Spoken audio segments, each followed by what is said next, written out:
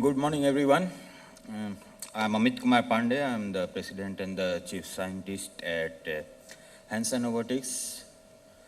And before that, I was playing lots of role in decision making in European Union robotics road mapping, and I was also part of some interface of academics and policy making bodies. So what I am trying to say today is basically an insider perspective, and you have to be little futuristic, start imagining the future, but don't go too much in the future, inspired from science fiction movies. So since I have I think 10 minutes, I will try to be fast just to give global overview about what new kind of robots are emerging and what potentially they can serve in the future for us.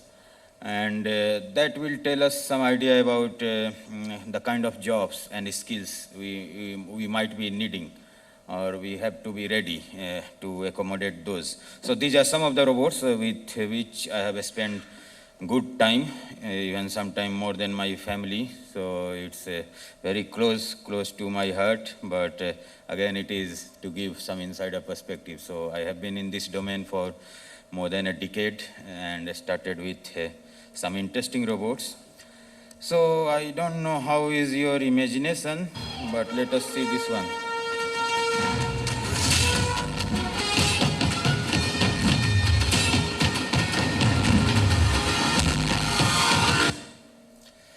So how many of you know this movie?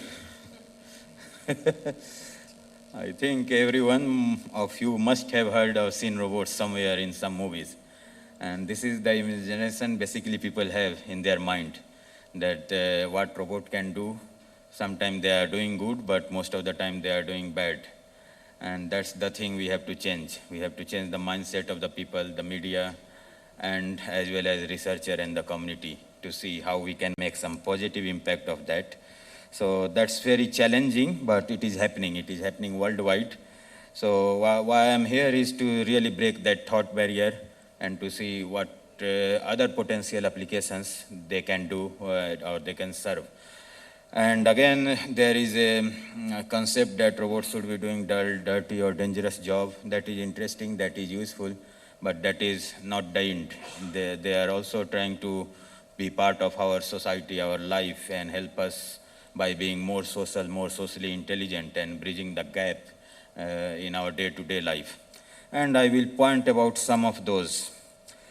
So these are some of the robots. Perhaps you can no sound is needed. I'm on a first date with a robot. Hey there, what's your name? You can call me Pepper. Nice to meet you, Pepper. Next generation. Great to meet you. So tell me a little bit about yourself. My name is Pepper. I'm a humanoid robot and I'm 1.20 meters tall. Are you a boy or a girl? Well, in the end, I'm just a robot. So what do you do, Pepper? I like to discuss things. Did you vote for Donald Trump or were you more of a Hillary Clinton supporter? All right. That wasn't a very straightforward answer. Okay, so you don't want to discuss politics, I don't like to talk about politics. It's a sensitive subject. especially for a first date. To do something. This is also very interesting observation. In the past, robots were mostly isolated. If you will see underwater robots or robot in factory setup, because of many reasons, and perhaps one of those where they were not safe enough or not intelligent enough to work with human, or human were not trained enough to work with those robots. But it is changing because these robots are now becoming part of our day-to-day life, the robots which are able to interact, which are able to understand us. And it is changing the robot to be even working with us underwater. The co-working robot and collaborative robots are becoming part of experiment. In industry, now Industry 4.0, you must have heard about that. That is one of those is how to make co-working robot and robot co-worker instead of making them isolated. So the whole scenario is changing. Human is becoming a part of environment where robots are working, and it is the future basically, because we want to achieve a balanced workload between human and robot in a more intelligent and cooperative manner, whatever is the sector. Robots are going to work with us. That's very important to keep in mind. So, what was all these things? Earlier, there were skills needed to develop the body of the robot, then capabilities that how they can sense or see things, cameras and manipulation. Then decision making came, which started to give some autonomy to the robots. And still the thing is the purpose. What we want with these robots. Are they still something for hobby, or there is something which is really happening beyond that? Where are the societal needs of these robots? And I will try to give some of those ideas, but again, the thing here is that first two blocks are basically traditional AI, traditional robotics. The behavior part was the AI. In last 10 years, they started to get married and to start produce something more interesting. When robots and artificial intelligence, people started to bring them together, many interesting things came up. And now we have to bring in society and the needs and human to understand really what we want to do once robots and AI are together. So you might have heard about a smart city. Different regions, countries have different definition of that. What does it mean? But there is a big portion of that which is trying to see how different kind of robots can be part of this smart city ecosystem. Robots are getting deployed in healthcare system, in education, in public places, in railway station, in malls, in museums, even in cruise. So they are becoming the part of the ecosystem where they can assist better. Again, it is not to replace human, because different countries have different kind of needs, and we have deployed thousands of robots worldwide to understand that which region, which culture, which country is seeing what is the best way to integrate robot in their needs and in their part of life. So it is a spectrum that you can see that they are really becoming, they are really getting deployed there. And I should be faster because timer is moving fast also. So three skill sets. Timer is very dangerous for me. Okay. So basically the future robots, and still currently people are working in three different directions. One is interaction. You might have seen Alexa or any other system which is basically interacting. Another robots which are getting deployed is to manipulate. Basically in industry you see robots are doing manipulation work.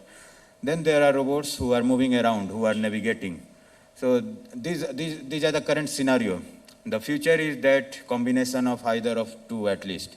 And that will create a new domain and new set of applications and capabilities, like a robot which can interact and which can move around can be the robot tour guide in museum, or robot guide in hospital or anywhere in mall. So this is the future basically, and worldwide people are working in this. So there are hugely funded European Union projects or other countries' projects which are pushing in this direction to bring all this together. So again, the message is that people need to have different skills in the future, be more creative, and trying to see that how traditional robotics application can be joined together to go to the next level, which is already happening elsewhere. And in India, I think we have to move faster. We are at least 5 to 10 years behind compared to rest of the world in Europe or some other places. Okay, and again, the need is that once we bridge all these, it should be greater than 2. 1 plus 1 should be greater than 2. So it is not simply integration, but something should be coming out of that in the applied side, which can serve some of the purpose.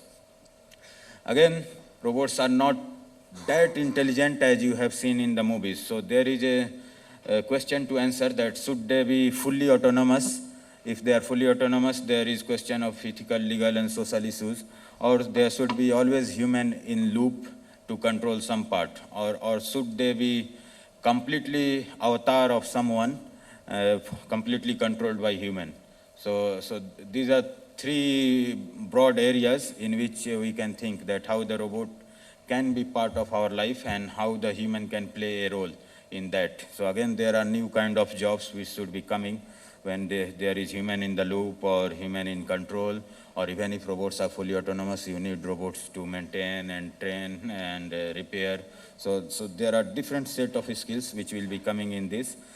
So towards finding a purpose, again, this kind of robots are having a shape, so they are more natural and interactive. They have a behavior. They can interact in multimodal manner. They can have body language. They can be physically present. They can work physically in the environment. And if they have a character, they are more creating a relation and bonding with a human, with children, and to be more engaging, you need some type of personality and character. That's what we are pushing. So they are more suitable for human and human environment. That's what we are trying to say. That from the robots which you have seen in the past, now the whole industry is moving towards making them more useful and more coexisting in the human environment. And let us watch this video because it is very interesting. A child who has very nice imagination from science fiction movies, how it has changed positively. We are told to do something Sound, please. Trust me, I'm a genius.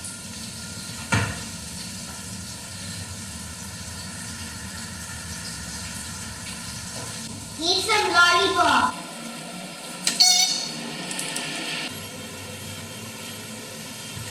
We'll come and teach you. We don't want that to happen. As now only I am teaching. You want one more teacher? Huh? You want one more teacher? Yeah, but you give me lot difficult questions. Maybe he might think that I'm a baby and just give me easy questions. So I don't know if you got the message. So just after 5 minutes of interaction, the child was able to find a solution of his problem in the life through this type of robots. It's very interesting. If a 6-year-old child is able to find something positive out of this kind of robots, why can't we?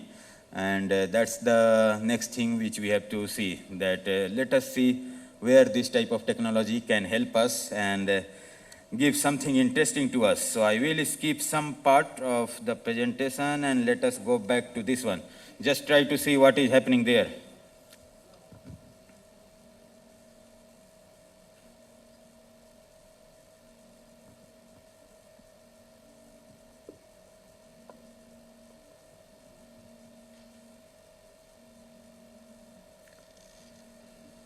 So many of you can find this very strange and sometimes uncanny as well.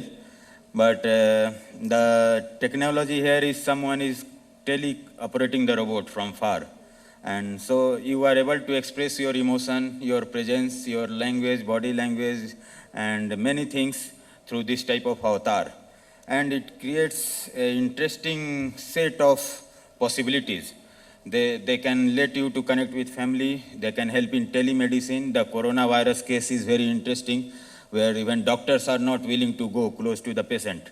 Why can't we have a robot avatar who is the avatar of the doctor going to the patient, monitoring, and at the same time with the facial expression and emotion, reducing the loneliness of the patient. So these are the things which are already happening worldwide.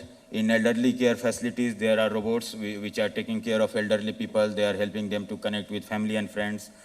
Similarly, for education, we can go to remote area with high quality education. The teacher is sitting somewhere far, but through robots, the teacher is giving the right message to remote villages. And one very interesting thing, people who cannot get a job because simply they are differently abled, these robots can be their body to get the job. And this is very interesting, and some part of the world are already trying to explore this, that how people can go to the daily kind of job while sitting at home, but controlling the robot and bridging the gap which they cannot do. And this is creating a new kind of job scenario. Okay, so elderly population is one of the things you might have heard about silver tsunami. We have to take care of our elderly people, and I'm not sure if we will be able to produce enough human in next 5 years to take care of elderly people, but we can produce robots who can be supporting them physically, cognitively, breaking distance barrier. They can be also used by doctors to telemonitor. We deployed robots really in this kind of facilities. The feedback which we are getting is that the people are feeling less lonely, and more interestingly, their dignity is less compromised. If they are depending on a technology rather than a human, sometimes they feel that they are more independent and they have I'm less afraid you might compromised have to dignity. wind up, Mr. Pandey. Okay, so Sorry. so I should. So there was a signal from there. I was waiting there side. So I will really wind up now so that we can have some time to discuss. Let me go to the job part and. Okay, I wanted to say many things. Yes, so the market is very interesting. There is a growth rate which is more than 50% for humanoid robot market if you are interested in this type of things. And then there is interactive robot market which is around 75% growth rate. And the new technology which is coming is trying to bring both together. And that's why there are new job titles which are emerging. So we have to train our C-level experts as well so that they can take the role of chief robotics officer. We have to train our students so that they can have right kind of skills. Like there are new jobs which are coming, which are bringing cloud and robotics together, which are bringing experts from different domain and work in robotics. And more interesting thing is that we need experts from non-technical domain as well. So we need experts from psychology, social science, who are expert in education, who are expert in healthcare.